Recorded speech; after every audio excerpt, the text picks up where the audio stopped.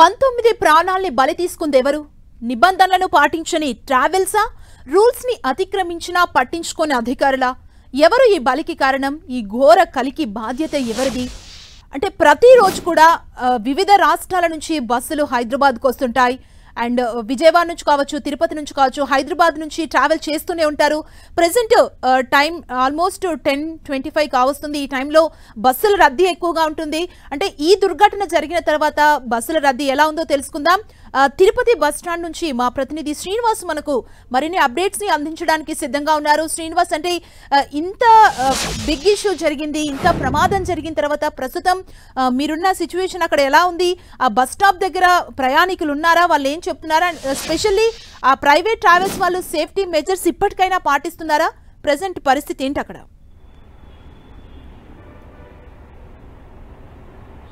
సాధారణంగా అయితే సాయంత్రము 6 గంటల నుంచి కూడా అర్ధరాత్రి వరకు వందలాది బస్సులు విజయవాడ కావచ్చు, హైదరాబాద్ కావచ్చు, బెంగళూరు ఇలా దూర ప్రాంతాలకు ట్రావెల్స్ బస్సులు వందలాది సంఖ్యలో వెళ్తుంటాయి. ఈరోజు మాత్రం బస్సుల సంఖ్య గణనీయంగా తగ్గిపోయిందని చెప్పుకోవచ్చు. మనం ఇప్పుడు ఏదైతే ట్రావెల్స్ బస్సులు బయలుదేరుతాయో ఆ ప్రాంతంలోనే ఉన్నాము. ఇక్కడ చూసినట్లయితే 1, 2, 3 మినహా బస్సులు చాలా వరకు కనిపించని పరిస్థితి అయితే ఇప్పుడు నెలకొంది.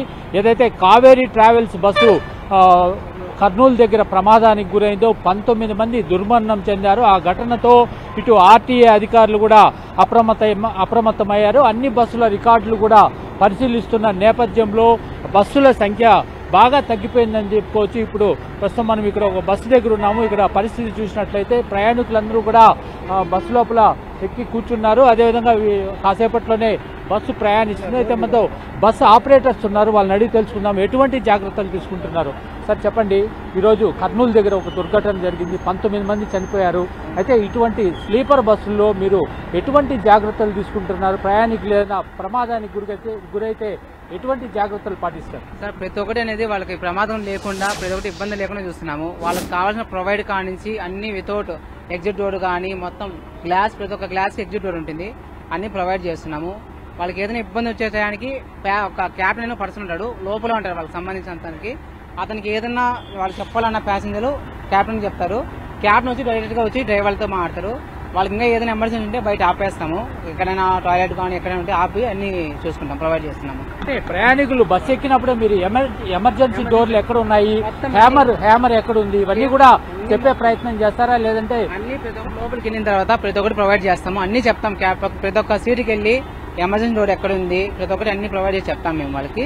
నెక్స్ట్ వాటర్ బాల్తో సహా వాళ్ళకి అన్ని చెప్పి మొత్తం ప్రొవైడ్ చేస్తామండి. చూడొచ్చు, బస్సు ఆపరేటర్లు ఎవరైతే డ్రైవర్ ఇక్కడ సిబ్బంది ఉన్నారో ప్రయాణికులకు తాము ఖచ్చితంగా అన్ని సూచనలు చేస్తామని చెప్పడం జరుగుతుంది. ఇప్పుడు బస్సులోకి వెళ్లే ప్రయత్నం చేద్దాము. ఇక్కడంతా కూడా బస్సులో ప్రయాణికులు ఏదైతే స్లీపర్ క్లాస్, ఇది స్లీపర్ ఇది.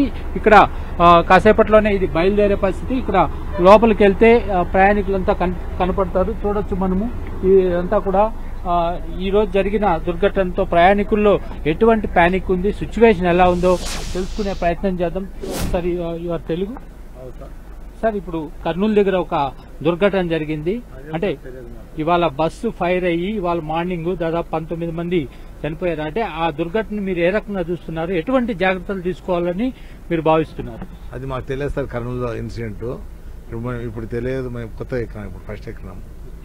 ఇది చాలా మంది ప్రయాణికులకి దాదాపుగా జరిగిన దుర్ఘటన తెలియదని చెప్తా. అంటే వాళ్ళు ఇక్కడ టూరిస్టులుగా వచ్చారు, తిరుమలలో స్వామివారి దర్శనానికి వచ్చారు, చాలా వరకు కూడా తెలియని పరిస్థితి. అటువంటి పరిస్థితుల్లో సార్ ఇవాళ కర్నూలు దగ్గర ఒక దుర్ఘటన జరిగింది, మీకు ఐడియా ఉందా అండి?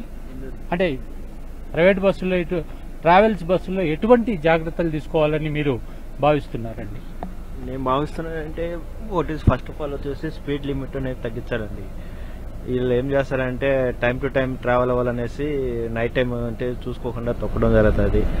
అవతలోడు వచ్చేసి ఏ పొజిషన్లో వస్తాననేది తెలియదు, అందువల్ల యాక్సిడెంట్ అయ్యే ఛాన్సెస్ మ్యాక్సిమం 90% దాకా మెయిన్ ఉంటుంది.